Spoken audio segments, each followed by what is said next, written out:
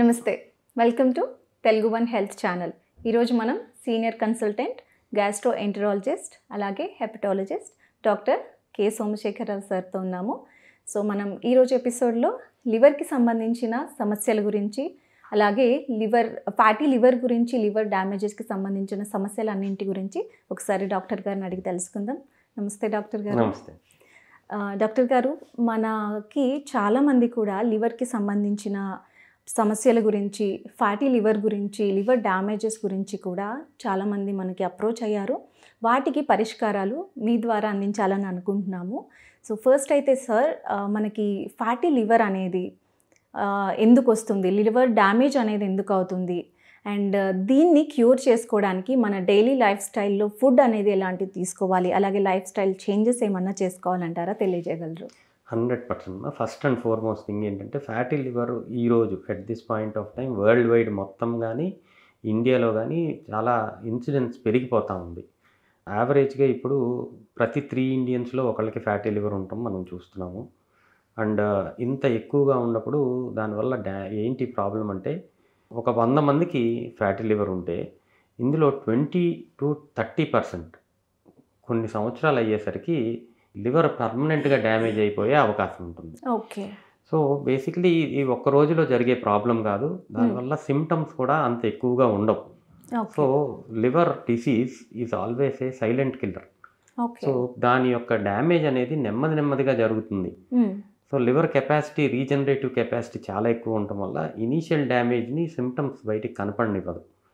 So fatty liver అంటే liver మీద ఎక్సెసివ్గా fat చేరుకుంటాన్ని మనం ఫ్యాటీ లివర్ అంటాం జరుగుతుంది. ఓకే. సో నార్మల్గా 5 to 7, 10% ఆఫ్ ఫ్యాట్ అనేది లివర్ మీద ఉంటుంది ఎవరికైనా సరే. ఓకే.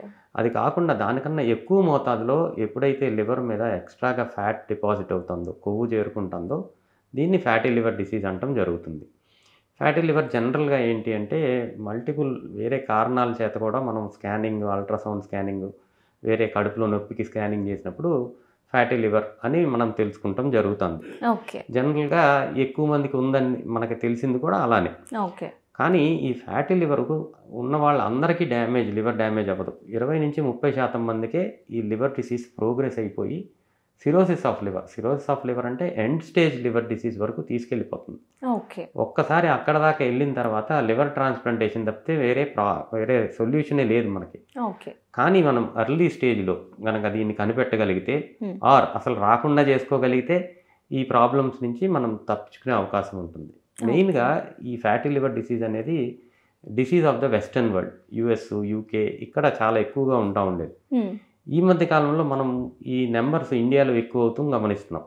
దీనికి ముఖ్యమైన కారణము మన ఆహార అలవాట్లు మారిపోవటము అండ్ సెడెంటరీ లైఫ్ స్టైల్. మనం ఎక్కువగా సిట్టింగ్ జాబ్స్లో ఉండటం. ఈ 2 కారణాల వల్ల ఈ ఫ్యాటీ లివర్ డిసీజ్ చాలా ఎక్కువగా పెరిగిపోతుంది మనం ఇండియాలో చూస్తూ జరుగుతుంది. సో ఎందుకు వచ్చింది అనేది మనం తెలుసుకుంటే సొల్యూషన్ కూడా దాంట్లోనే ఉంది. సిట్టింగ్ జాబ్స్, సో ఎక్సర్సైజ్ లేకపోవటము మోస్ట్ ఇంపార్టెంట్ ప్రాబ్లం. రెగ్యులర్గా ప్రతి ఒక్కళ్ళు 45 minutes to 1 hour regular exercise అనేది part of their lifestyle ఉండాలి. అలా ఉన్నప్పుడు ఈ ఫ్యాటీ లివర్ అది కాకుండా ఇంకా చాలా ప్రాబ్లమ్స్ నుంచి మనం దూరంగా ఉండే అవకాశం ఉంటుంది. అండ్ మోస్ట్ ఇంపార్టెంట్లీ మీరు అడిగింది డైట్. మోస్ట్ ఇంపార్టెంట్గా డైట్లో ఫ్రెష్ ఫ్రూట్స్, వెజిటేబుల్స్ చాలా ఎక్కువగా ఉండాలి.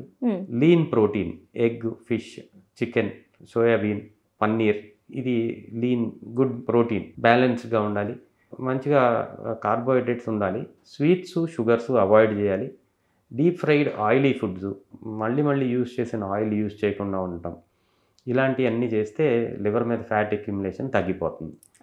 అసలు లివర్ మీద ఇలాంటి డైట్ ఫాలో అయ్యే వాళ్ళకి లివర్ మీద ఫ్యాట్ అక్యుములేషన్ ఉండదు.